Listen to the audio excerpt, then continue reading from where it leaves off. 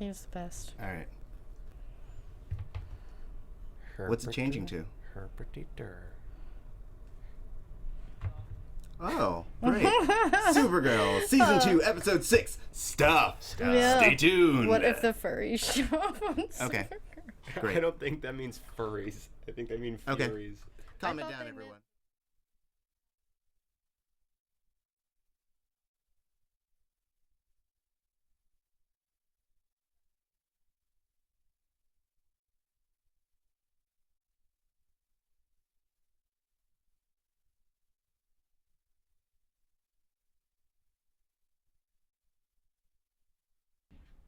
Hey guys, welcome back to AFTERBUZZ TV. This is Supergirl Season 2, Episode 6, Changin'. Come on back. You're tuning into the destination for TV superfan discussion, AFTERBUZZ TV. And now, let the buzz begin. Hello, hello, hello! Welcome! I'm your host, Tauri J. Miller. You can find me at Tauri J, T-A-U-R-I-J-A-Y, and I'm joined by three amazing panelists. To my left, Stephanie Wenger. Hi guys, Stephanie Wenger. You can find me on Instagram and Twitter at Stephanie Wenger. Good to be back. We got Lex Michael. Hey, that is who I am. I am Lex Michael all over social media at the Lex Michael. And Lacretia Lyon. That's me. You guys can always find me at LACRETIALYON anywhere on the internet since there is only one. And if you don't recognize this theme, this is the Thing, John Carpenter's The Thing theme, Yes, which is a as- really hard sentence to say. Yes, as composed by Ennio Morricone, for my money, maybe the best film composer of all time? Or certainly my favorite, I would say. Right. A Yeah, lot of he's spaghetti definitely up westerns there. too. Yeah.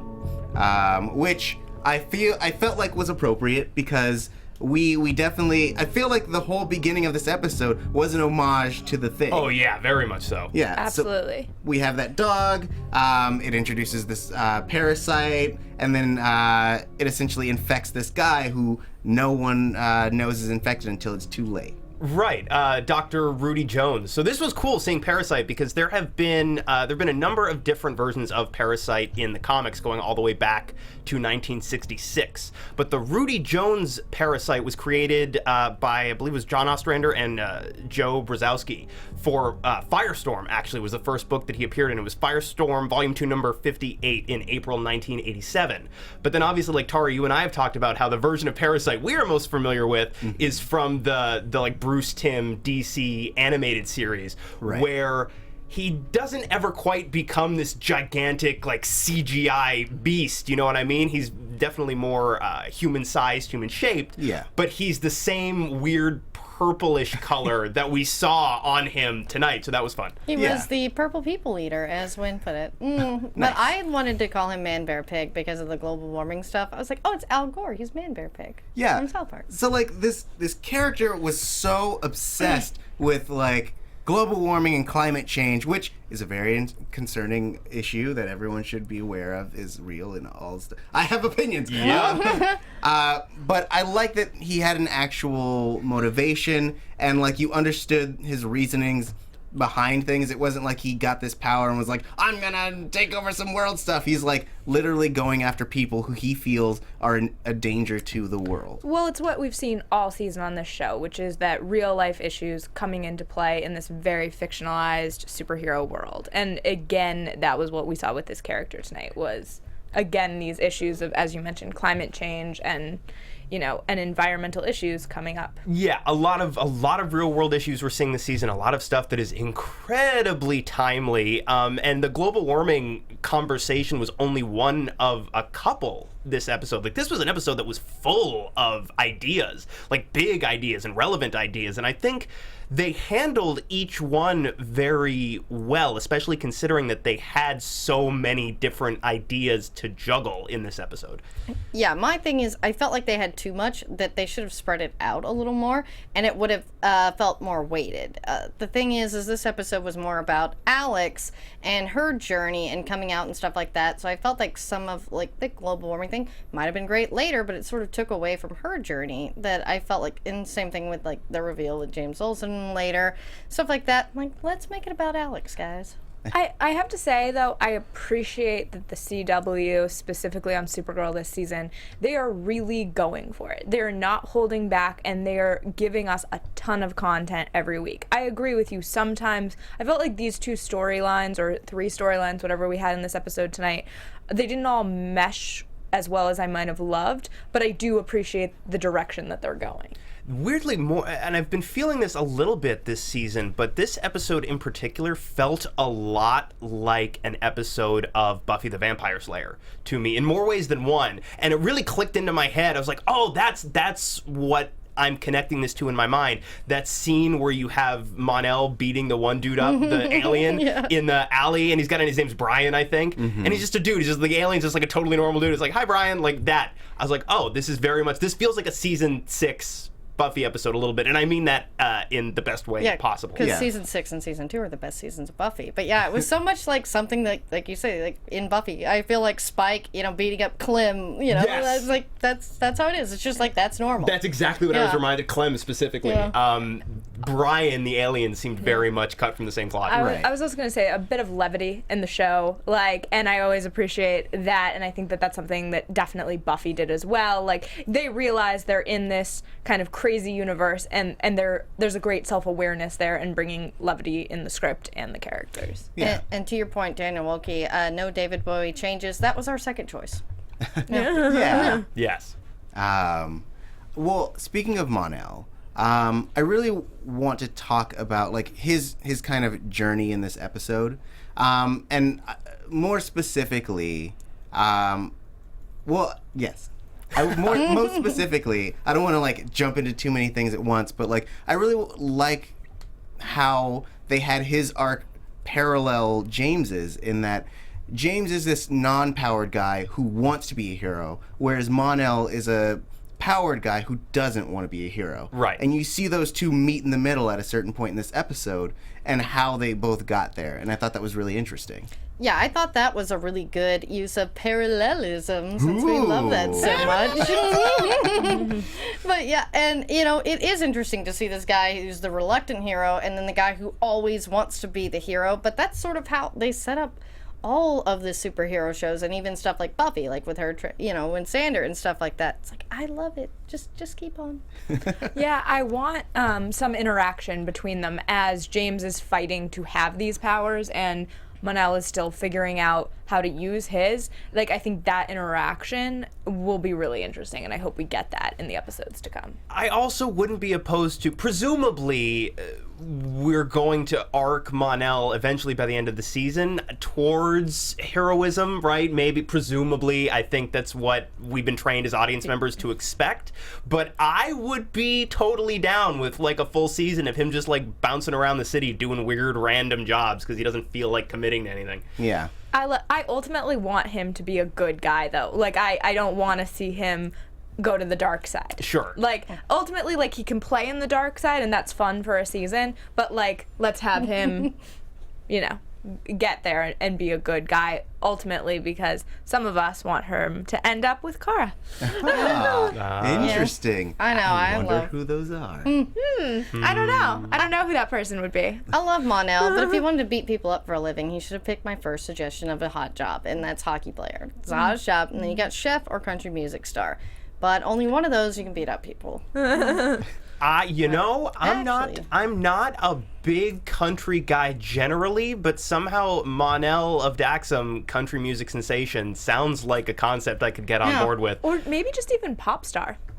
For real, yeah. Like he's like he could be in an alien boy band. Yeah, he's like, you know what? I'm not a hero, and I realized I looked deep in my soul, and I realized I'm not. That's not me. But you know what I love? Singing and dancing. I gotta live my dream. I gotta live my truth. And suddenly he's like world tour. Unfortunately, I'm not sure if the actor has like a singing and acting background who plays that, but it would be really fun with the crossover coming up if you could get like a Grant Gustin situation with Melissa Benoist and everybody singing. It is coming.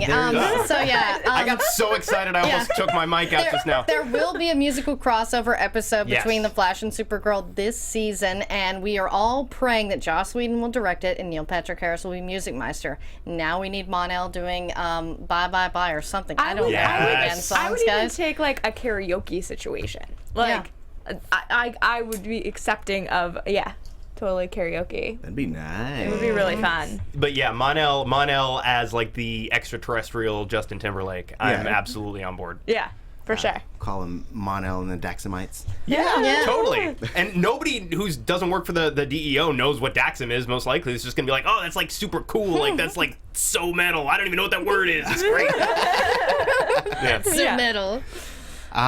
So what did you guys think of James's outfit and his whole thing with Wynn? I thought it was a really dramatic scene. Like, probably one of the more dramatic of the night, which was weird because you wouldn't expect that moment to be as dramatic as that. But well acted and interesting, and I understand, like, Wynn was being ultimately protective of James. I mean, that's what I took away from that. Yeah, this was maybe the only section where it didn't all work for me, and it's not one specific element that I feel like I can point to. I think the actors did a great job, and I appreciate the way that these two guys are bonding and forming their own relationship. I feel like it did get really heightened and really heated really quickly, and I don't know if I bought it 100%, but I like it generally, and I like it conceptually. Yeah. Yeah, I like that it is the two normal guys teaming up, and they're sort of, keeping it secret because they know how their alien friends would so judge them for wanting to be heroes. I like that, though, that they're like, yeah, let's keep it secret. And he's like, oh, a friend. It was so cheesy, but it worked. I like it, but there was that moment where Kara's watching him in the suit drive away on the motorcycle, and I'm going, how, even not being able to see him through the suit, how is it possible that you think this could be anybody else? That, I was like, ugh. But I was like, you know what? I'll buy that Martian Manhunter exists, so I'll take this leap with them. Right. I mean, it's the same reasoning that, like, no one realizes that Kara and Supergirl are the same person. And Jimmy can't be the only, like, 6'7" black dude in the city. Yeah. They probably have a basketball team. Probably. Yeah. But kind of circling back to what you were saying, Lex, about the it feeling a little off in the episode, I think it's because it specifically was tonally different than everything else. Like, even the way it was shot, it was the lighting changed, it felt like it could have been its own episode where it was just the whole thing like a two-man play of them just doing this whole bit of like, I'm trying to protect you, but I want to be a hero. Like, Yeah. And it got to a point where they were like, and you'll die if you put on the suit now. And I was like, all right, we get it. Like, that might be the case, but still, like, it felt like really jumping high to like the highest of the worst case scenario. Yeah, as much as I liked it, I felt like, again, it took away from Alex's journey, which I thought this episode should have been more focused on. But Satanalist Pumpkin, let me know if I pronounced that right. I like your description of it. Just two dudes hanging out saving the city. I mean, sometimes we do it, but not always. That's not the only thing, but it does happen. Oh, and just so you know, that is exactly the reason I watch Legends of Tomorrow. It's for Brandon Routh to flirt with the cast of Prison Break. I was gonna ask, are you too? Is that your plan for the next? The just two dudes saving the city makes me think immediately of two brothers from Rick and Morty. Yes. They're just two brothers. The guys and then brothers. and then cats come on. All right. I'm gonna put this back in. Anyway. I wish I'd worn my Catalina Wine Mixer shirt now. Oh, man. But yeah, I separate from all of that, I loved the shield. Can we talk about the suit, though, and the fact that, like, Wynn is basically magic, I guess, and I'm okay with it. Like, I love it, but the fact that Wynn was able to put the suit together by himself, not unimpressive.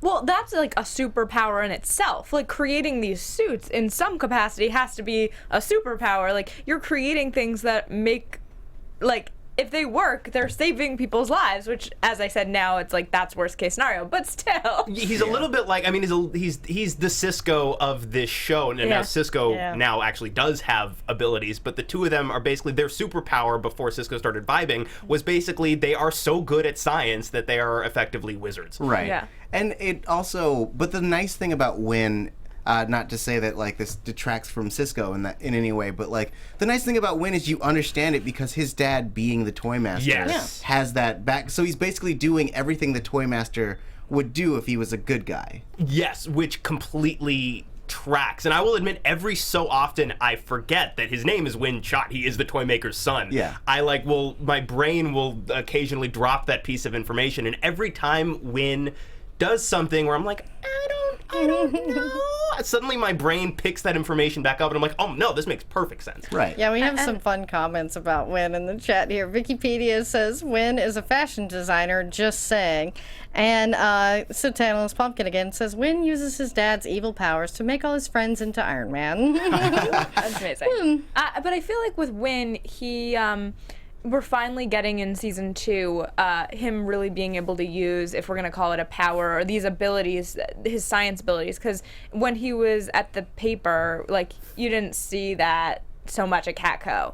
You kind of saw him, he was like an assistant, and then he had this like side job of making these suits, and it's exciting to see him fully embrace his own talent. Well, that was one thing when they moved over to CW, and the first episode of this season felt like a very soft reboot, and like all of a sudden it's like, we've got a new base, this was always here, you didn't know? I think one of the things they did that was really smart was just immediately moving Win over to the DEO full-time. I think that was a very smart choice because it allows him to really capitalize on all of the stuff he does best. I agree. Yeah. And when you guys said you wanted to talk about the Shield, I got really excited, and then I realized you were talking about that Shield. Yeah, not the Michael FX Chiklis. show. No, Oh, man. unfortunately. No. That's another after show show. for another time. No, like 1999. I think it was after that, but. So before we get all the sweet double team action with... Okay, calm down. What? Sorry. with Mon-El and What show is it? Guardian. Yeah. All right. We had the fight between Parasite and another double team action with Parasite, Supergirl, and John. Would it surprise anybody to know that this scene made me just so happy? It should have. It just made me so I have happy. to say that one of my favorite things, and luckily we got to do it this week, when we all get to watch together, watching him watch this show is a whole level of enjoyment that, like, I know. Because when I watch this stuff, I'm like a child. Because it's like, it really is. I keep having versions of this conversation with people when we talk about stuff like what we see on these DCCW shows. We talk about like going to the movies and seeing like Captain America Civil War or whatever else it is. Even 10 years ago, I never dreamed in a lifetime that I would see some of this stuff, like done in live action, some of the stuff that I grew up with. And now I'm seeing so much of it done so earnestly and lovingly and well. And so, yeah, I get very... There's just no small amount of joy It's like involved. if the show is a level 10, you like push it up to an 11. Well, thank you. It's amazing. And so, in the midst of this, Parasite manages to take out both Kara and John has to get a transfusion. Which was a really interesting way of kind of introducing this issue. I figured they were going to let the whole, like, Megan being a white Martian thing linger for a little bit longer, but it feels like they're just pushing it to the forefront and making us face it sooner rather than later.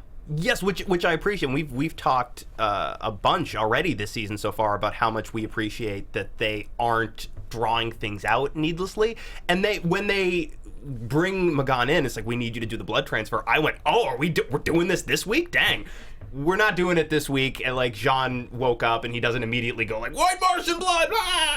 Ah! So we've got a little bit more time that we're gonna drag this out. But it seems like we are. Yeah, next week he's like, oh no. But it seems like we're a lot. Obviously, we're a lot closer to that that coming out, if you will, than we were at the beginning of the hour. Yeah. We had a different coming out this week, which was great. But Lex, everyone wants a reaction video of you watching this show, and I know the perfect person to film it. Frank Moran from the Legends of Tomorrow show. Oh, we're just constantly creeping on Yes. each other. Yeah, I mean, somebody just shoot footage of me while we watch the show, and we can show people. I feel like that will happen. That can happen for Especially sure. guys, like, you can't, like, imagine the faces I'm gonna make during the crossover. Like, I'm just gonna be floating about a foot off the floor at any given point. You come into the show and your jaw is just unhinged. I look like you've seen Beetlejuice, right? Where like their face is like split open way and their eyeballs are like here. That's gonna be me. Oh, great. Yeah. Such imagery. Yes. Anyway, what are we talking about? Martian blood Yes. and double Martian joints. blood, which is pumped from the heart. And these Martians aren't heartless. I'm assuming. that was quite a segue. Thank you. Yeah. Wow. Yeah. Oh, Heartless. Guys. Yeah. Sorry. like I Cadmus. just They're set 'em up. heartless. That wasn't a setup so much as you just like volleyed it at my feet over the net. But yes, we are as you know, brought to you every week free of charge, thanks to wonderful sponsors like Heartless. Long before she was the terror of Wonderland, the Red Queen was just a girl who wanted to fall in love. Yes, even the blackest heart once beat red. In Marissa Meyer's Heartless, the New York Times bestselling author dazzles us with a prequel to Alice's Adventures in Wonderland. Gregory Maguire, author of Wicked, the bestselling Oz prequel that became a musical hit on Broadway, has this to say. In Heartless, the nonsense that is Wonderland gets a reverential makeover full of heart and its own idiosyncratic character. Critics are already losing their heads, calling this Marissa Meyer's best fantasy yet, an unforgettable story of the evolution of the Red Queen from a young girl who dreamed of true love and freedom to a madwoman, best remembered for the phrase, "off with his head!" And calling Heartless Marissa Meyer's best yet is a big deal, because she's already the author of the amazing #1 New York Times bestselling Lunar Chronicles, which BuzzFeed called wonderfully addictive. One review says, if you only read one fractured fairy tale this year, make it Heartless. And even if you didn't know the background, the story would sweep you off your feet. Catherine is one of the most desired girls in Wonderland and a favorite of the unmarried King of Hearts. But, she's an independent spirit with plans of her own. And when she falls in love with the handsome and mysterious court joker, their secret relationship will transform the whole kingdom. Find out for yourself why Marissa Meyer's Heartless is stealing readers' hearts all across the country. Then you'll want to give it to a friend for the holidays. Start reading now. Visit heartlessbook.com. Awesome. Yeah.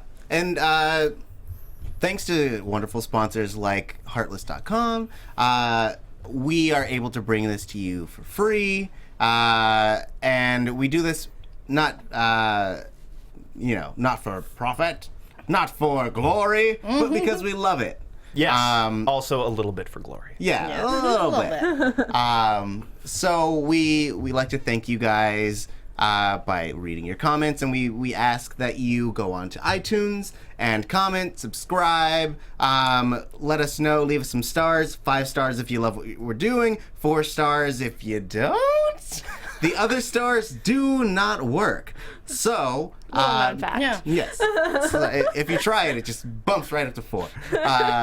So, yeah, make sure you do that. It helps our producers know that we're doing a great job and you love this show and you love hearing our thoughts and all of the fun commentary that we bring on a weekly basis.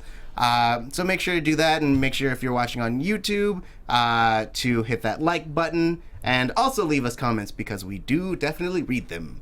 And speaking of comments, Lacretia, do you have a comment for us? Yes, from iTunes. And Dominic says, amazing and entertaining. 5 entertaining. Yeah, sorry, I drank before I came, guys. 5 stars. The hosts are amazingly funny, which is probably why, while also describing a lot of things in depth that I might have missed in the episode. Oh, yeah. Ah, Well, nice. thank you. Yeah. We're great at this, guys. We're amazing. And so humble. I know, right? Yes. The humblest. Quiet We're the dignity most and humble grace. panel out here. Indeed. Now let's get to the nitty gritty, the big thing, the big dang. big dang. girl, we had our own Tara Willow situation in this show. Indeed. So we had Alex who comes, she basically tells Maggie that she's ready to date. Down to date. And Maggie convinces her that she has to come out to her family. So we get a little bit of Alex and Kara having this conversation. This was one of my favorite scenes in the episode. Really just a sweet moment between sisters, and I loved it. I thought they played it out just the way it should have. Like, I thought it was a perfect scene. I agree with you completely, and again, it's another scene that feels incredibly timely and incredibly important. Basically, to have a situation where Alex comes out to her sister, and there's clearly some fear on Alex's part about, will you be okay with this? Because I can't. She literally says, I can't do this without you. And Kara, it's really genuinely beautiful. Kara just reassures her, you don't have to do this alone. I am here for you, and that's incredibly important. And I think people need to have those conversations, and it was really, really nice to see. Yeah, it was just like one of those sweet moments. It reminded me of season 1. They had a lot of those sister moments in season 1, and to have that kind of like genuine family, because I think that both these girls, you could argue, feel very alone at times. Absolutely. And to see them have that like sisterhood again was so lovely. Yeah. Yeah, it gave me feelings, and y'all know how I feel about feelings. But yeah, I was just like, oh, it's so sweet. And also, too, I feel like maybe we don't shout out Kyler Lee enough as Alex. Like, I think she's just doing an incredible job. And for those of you who watched her on Grey's Anatomy and then she came over to Supergirl, incredibly different and thoughtful characters on both shows, and I always am amazed when I don't think about, oh, this actress was on Grey's Anatomy. Like, they're completely different and just great, thoughtful, full characters. And I really loved her in Not Another Teen Movie. That's such an excellent film, by the way, guys. Oh. You just shattered. Oh my God. Wait. Who was she? She's the main character. Yeah. Janie Briggs. Is she? Yes. And she's in the Tainted Love video for Marilyn Manson. You guys are surprised my by this. Do not And watch did this. you not know that Captain America is the guy? That I knew. Yes, That I knew. Chris But Evans. I haven't seen Not Another Teen Movie since like maybe a year after it came out. Was like the last time I saw it. It is on Netflix. It is. Yeah. Okay, I remember Evans being in it, but I my brain is on the floor now. Yeah. Main character, yeah. Yeah, it's amazing. Yeah. Interesting. But I think about that as like the way that how versatile an actress she is. I mean, incredible. Yeah. And I like that the writing has allowed her to kind of splash around a little bit more in her character. Like in season 1, we got a lot of protective sister / badass Alex, and now we get to see so many different shades of her. We get to see her be so vulnerable, and we've gotten to see her be jealous and angry and happy and sad. Like there's so much for her to just really dig into this season that like it allows her to bring out her actor side, which I really enjoy. Yes. And I think also this season, it was mostly, as it probably should be in season 1, it was a Supergirl-centric story. And now you're starting to see all these layers of these different characters, and you're getting kind of the full ensemble that this show has so many great actors, and to be able to have them all have their own arcs and their own stories going on. As we say, there's a lot going on in every episode, but they have the talent to do it, and I think that that's an amazing thing that I guess the CW has now. Yeah, absolutely. Yeah. Yeah. Two thumbs up, guys. Great. No, it's great. The only bummer about the whole thing is that at the end, Maggie essentially rejects her and wants to be her friend. I mean, I think I saw that coming. I felt like just by being like, oh, you need to come out to your family. I didn't necessarily think she was going to be her first, but I think it's a really important step for Alex to realize this about herself, even if that first relationship is clearly not working. Yeah, I thought Maggie was incredibly responsible and did it because she cared about Alex. And I think she does have feelings for her, but she, is trying to give Alex what she needs to come to terms with this. I mean, you need to sort of, figure out who you are before you step into a relationship, and doesn't want to ruin the friendship that they already have with that. Yeah, it could be something down the line. You're absolutely right. Yeah, and I think I read it pretty much the same way, and I agree. I think she made absolutely the best, most responsible decision for the two of them. But she was talking about how, you're going through this big change right now, and you're going to be having all of these experiences and a lot of firsts, and everything's going to feel incredibly heightened. Because I'm reading it the same way that you guys are, I get a sense that for Maggie, it's also Maggie partially protecting herself, because I don't think she wants to get involved fully if this isn't going to be something real, if it's going to be something like you're just having a heightened experience with this very exciting, but it's not genuine in that way. Exactly. And I thought it was interesting that earlier in the episode, Alex talks about that it feels like high school all over again. Yes. And then to have Maggie say, oh, everything's so heightened, because that's what high school is. Like, all of those emotions are so heightened. And like, it was a nice tie-in that they like really do understand where she's at. Both of them are like have a pretty deep understanding of that. Yeah. I agree. So it's like it's a bummer, and it's a bummer to watch Alex, like, it takes an incredible amount of bravery for her to take the steps that she took in this episode. And even though I agree wholeheartedly with Maggie's logic and her ultimate decision, it's a bummer to watch her heartbroken like that. You know what I mean? And so I'm like, I'm fingers crossed. I'm still pulling for him.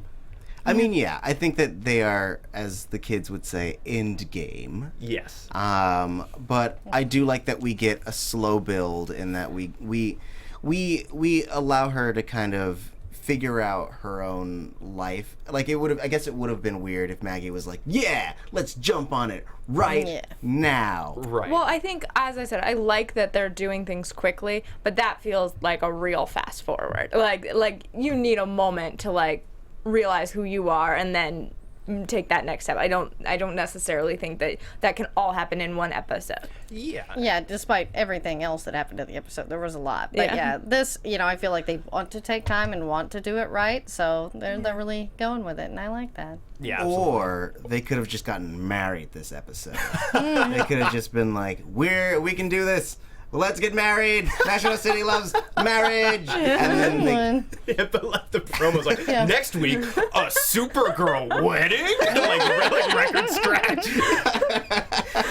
I liked it, and I really, the more I think about it, even just sitting here, the more I really appreciate that the show is treating this change for Alex with the respect that it deserves, because it's not about one relationship. This truly is Alex coming to terms with a fundamental change in how she reconciles her own identity, and I really appreciate that they're giving it that time. I could not agree more. I think she even talks about like having these feelings for like a childhood friend, so they made sure that it was not about this one girl. It's about her whole identity, and they're really handling it with care, and I really love that. Yeah. So I only have one item before we jump into news and gossip, and that was Supergirl got drunk. Yeah, how do we not even hit that at all? What are they serving at this alien bar that can get Kryptonians that hammered that fast? Well, right? Kara is a lightweight, Sure, but she's still a drunk. Kryptonian. Yeah, she's still an alien, but yeah, I mean, Mon-El was pretty drunk himself, but he probably had a few bought by those sexy alien ladies. I mean, I'd buy him a drink. ladies love cool ale. So LL Cool L? Yep. Yeah. LL Cool Ale. But EL. Yes. Yes, Yeah, LL of Cool course. L. Yes.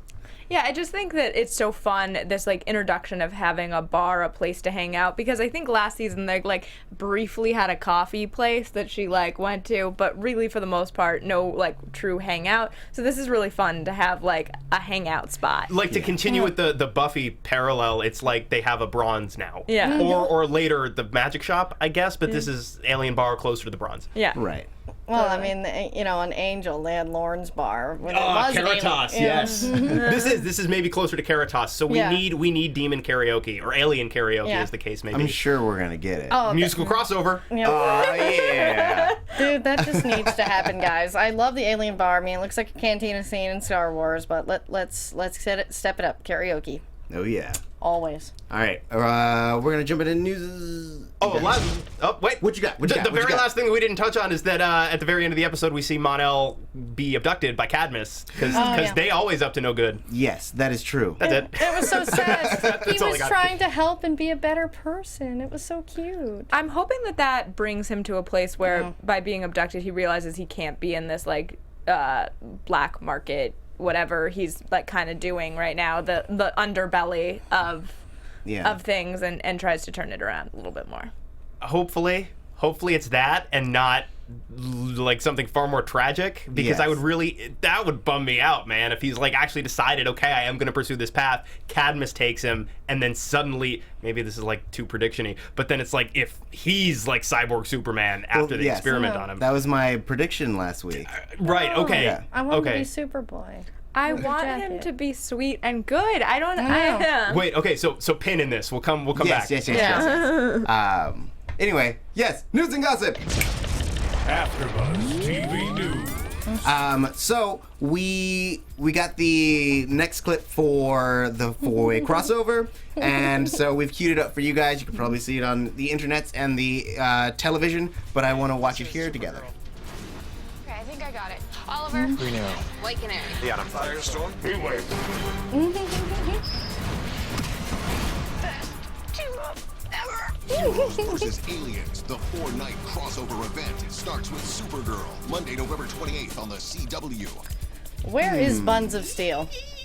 He's the only one I cared about missing, but It just looks amazing. Like, it's so fun. I remember last year we had Grant Gustin come over to Supergirl, The Flash, and it's so fun to have these characters play in kind of a different playground, if you will. Yeah. So having 4 nights of that sounds incredible. Oh yeah, it's gonna be great. The second, I think that was the first promo. The second promo, actually, you get to see the Dominators. Yes. In that one as well, which is really interesting. So you finally get your first look at the aliens that they refer to in Heroes versus Aliens. yeah. Yes. I love that they're branding it Heroes versus Aliens, which Yeah. is so over the top and so like retro comic booky. This may shock you. This makes me real happy. If he's in a puddle by the end of that episode and we have to bring in a puddle, You're going to have to like get a spatula and pry me off of the floor, basically. Yeah, and I just want to say, I was about to say this, but Ivan Soto beat me to the punch when Kal-El Kent, love the name, said they should have a 5th superhero show, and Ivan Soto said Constantine should be the 5th show. Yes, it should. NBC, just give it back to me. Yeah. I was gonna say, wasn't that was an NBC show? Yes, and it's a ago. really sore subject for me Yeah. that I constantly bring up and This tell them guy to did stop. the after show. Nice. We'll do it on the after show. Time for predictions. And now, your AfterBuzz TV predictions. All right, so we're circling back to the Cadmus taking Mon-El business. Yes. So, I mean, and also in the next episode preview, we get images of Cadmus essentially taking steps against Supergirl. We get what looks like a mind-controlled Martian Manhunter or something. Yes. So, Or lots something. to predict about. How many people by the end of the season do you think this lady will welcome to Cadmus? Because she seems to say it every time she shows up. They're very hospitable, and despite being up to no good at any given time, they're quite hospitable in that Yeah. way. Cadmus is nothing if not courteous. No. They have excellent manners, but they do evil.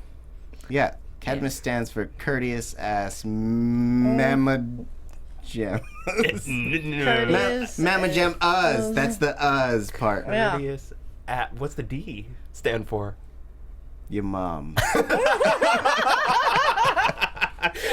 That doesn't make sense. Nope. All right. So, what do you guys think is going to happen in either the Like next in general? episode, Yeah. either in the next episode, or having to do with Mon-El? Yeah, Davey Elmer has a good prediction. He's like, at Tauri, talking straight to you, man. Oh. The real Hank Henshaw, aka Cyborg Superman.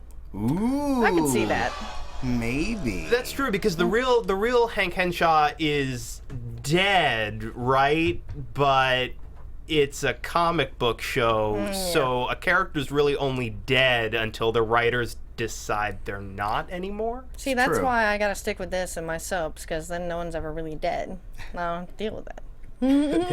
We don't have to worry about our mortality when such stories are available to us. I love those stories. Yeah. Well, I like that. I like that prediction or that theory that the one that we see in the preview could be the cyborg Superman of Hank Henshaw.